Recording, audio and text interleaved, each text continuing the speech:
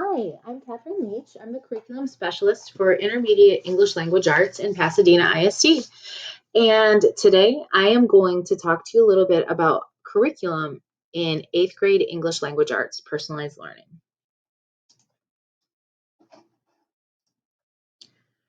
My hope for you after finishing this portion of the module is that you will begin to understand and be able to describe how the student outcomes of our PL model are achieved in your course, and also describe how the traditional and PL pathways are alike and different through the lens of curriculum. Here's how we're going to accomplish those objectives during our time together. First, I will lead an overview of the student outcomes. Then, you will hear about the similarities and differences that you can expect from the curriculum between traditional and personalized learning. Finally, you will see how those student outcomes will be achieved through your course.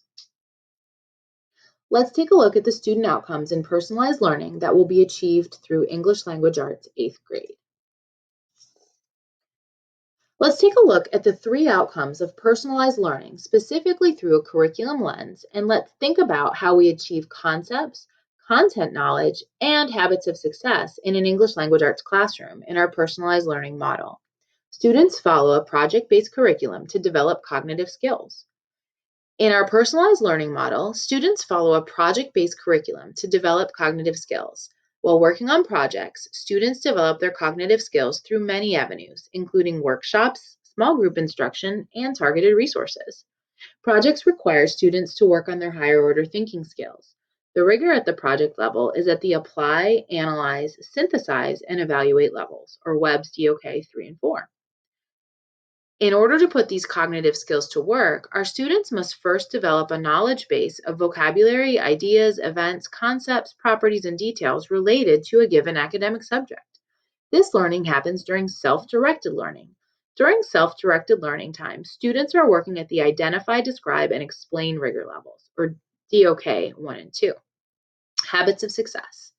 Lastly, without the habits of success, none of this learning would be possible. Skill development can only happen on a developmental pathway that integrates cognitive, social, and emotional skills. Let's now take a look at the content in 8th grade.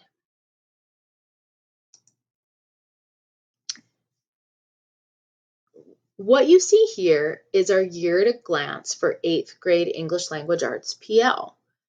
You can see the very top row is our projects. And if you taught 8th grade in Pasadena last year, those project titles will look very similar. And in fact, we aligned the traditional curriculum with the PL curriculum as much as possible to make transitions like this easier for you. So the projects are up here, and we would anticipate 2 projects during first semester and 2 projects during second semester. Before students can be successful at the higher levels of thinking in the projects, they need to complete the lower level thinking. And that happens in what we call focus areas. So the second row is power focus areas. Every student is expected to complete all the power focus areas. And these are going to give students that low level knowledge that they'll then be able to apply in the projects. This next row is what we call additionals. These are also focus areas, but not every student will do the additionals. For some students who go very, very quickly, they will need something to extend their thinking. And so you might assign those students additionals. You could also assign students who need some extra support in a particular area the additionals to review some of that lower level information so that they can be more successful in projects. This final row is what we call the challenge row. And again, this would be either for students who have a need for additional work, or it could be that you give reading checks to students who maybe have struggled to complete some of those reading uh, activities in the project on their own. So what's the same in PL and what's different? In PL, we're still responsible for teaching the TEKS. If you taught traditional curriculum last year, you will find that many of the same stories and projects are in PL that were in traditional. Students are still responsible for STAR tests in PL. English language learners still need to take TELPAS to show their growth in English language learning. We still use MAP to assess students in PL. We take all of those data points and use them to inform instruction, to pull small groups, to determine who needs an extension, who needs intervention on a particular topic. And in PL, just like in traditional curriculum, there are many ways to deliver instruction. In some cases, you might have a teacher-led activity. Other times, students might be in groups or pairs. Students may be working individually on something. Many of the instructional modes in PL look very similar to what happens in traditional. What you might find different is that in PL, grade level teams support all content and all students. So you will find yourself working with social studies, math, and science teachers, also 8th grade teachers, in order to help students with particular cognitive skills that appear in more than one content. Learning is more self-directed, purposefully so, in personalized learning. Social emotional learning and soft skills, or what we call habits of success, are built into the curriculum in personalized learning. And you may find that you have new vocabulary words to learn as a teacher, but you'll also find that some of those vocabulary words mean almost the same thing as something you know from traditional. So you'll find yourself acquiring knowledge, but also finding that it's very similar to things you already know. You will see that there are new ways of accessing learning and accessing materials in personalized learning as well. So let's take a look at the structure of a project in PL. This resource defines the components of a project in order to illustrate the purpose behind personalized learning project design. There are key elements to consider for each project component. While learning about each piece of a project, pay special attention to the values of each project component in order to support your own instruction. Entry event. Projects begin with a learning experience which introduces the project, the final products, and how cognitive skills and content knowledge are developed. Entry events are meant to generate interest for students and establish relevance about the topic and cognitive skills in the project. They are the first learning experience of the project and are often whole group and teacher-led. Then we have activities. To help students make progress, activities offer opportunities to practice a cognitive skill and move toward an associated checkpoint. Activities are intended for students to engage with and complete. In the platform, when you assign an activity to students, a copy is made for each student to complete. Activities target specific student needs to develop cognitive skills or essential content knowledge. They may be an individual, pair, or group learning experience. And resources. To support student needs, resources provide scaffolds or additional materials. Examples include tiered readings, models, and graphic organizers. In the platform, resources are a single link for which students can only view but not edit. Resources are provided to meet specific student needs and help students as they prepare for checkpoints, feedback, or to complete final products. Teachers selectively assign resources to students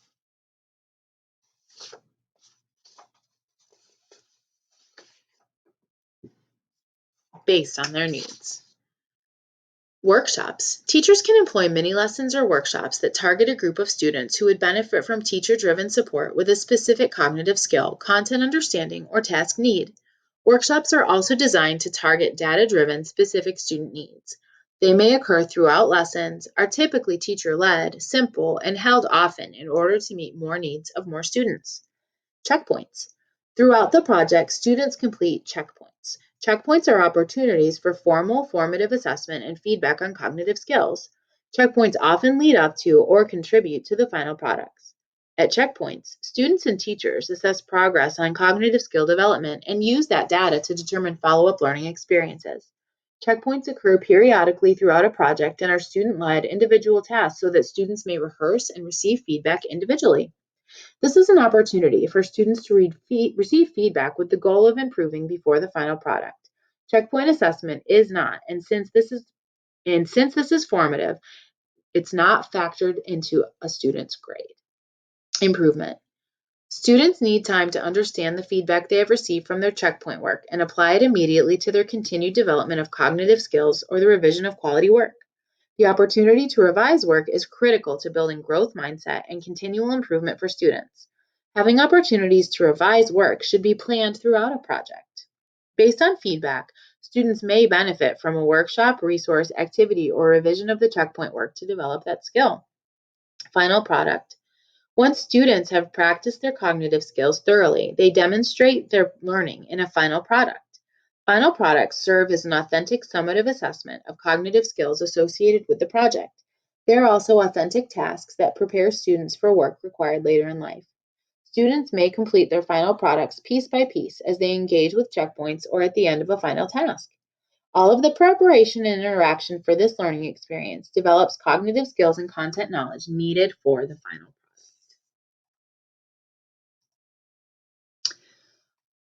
Right here, these are a list of projects that are in 8th grade English language arts. And so we have Dream On, where students read short stories and then they write a dramatic scene based on one of the short stories they read. We have Unsolved Mysteries, where students read nonfiction texts about unsolved mysteries, and then they write about an unsolved mystery and say what they think what the answer to that mystery is. Poetry Slam, where students read slam poetry and then they write their own slam poem using figurative language. And this, I believe, where students read commencement speeches and then they write their own as a capstone to 8th grade and then move on to high school. Let's talk about how focus areas relate to projects. So the focus areas are housed in the platform, and that's where students acquire the lower level knowledge. They also develop self-directed learning skills. So it's not just that students get content knowledge from the focus areas, but they also learn how to pace themselves, what note-taking styles work best for them. They learn how to learn independently, but they do that with the guidance of a teacher. They don't just get released to do it by themselves. Teachers guide them to develop habits of success and soft skills, or what you may have encountered in AVID, to become successful self-starting learners. So examples in English language arts. In a focus area, students might learn to identify claims and types of evidence. And then in the project, they would go on to create their own speeches to effectively communicate with a target audience. In a focus area, students might learn to identify character motivation and plot elements in short stories. But then in the project, students analyze at a deeper level and then they create their own dramatic scene. So it's a much higher level. And then in a focus area, a student might learn to identify figurative language, just say it's a metaphor, it's a simile. But then in the project, students actually analyze poetry and create their own slam poem using the figurative language they studied. So they take the base knowledge they learn from the focus area and apply it in the project. These are examples of focus areas in 8th grade language arts. So students might get base level knowledge in things like storytelling devices, reading drama, analyzing informational texts, essay structure, star success, and figurative language. This is not a definitive list because the team is working on revising some of the focus areas this summer, but these are examples of things that students might learn in focus areas.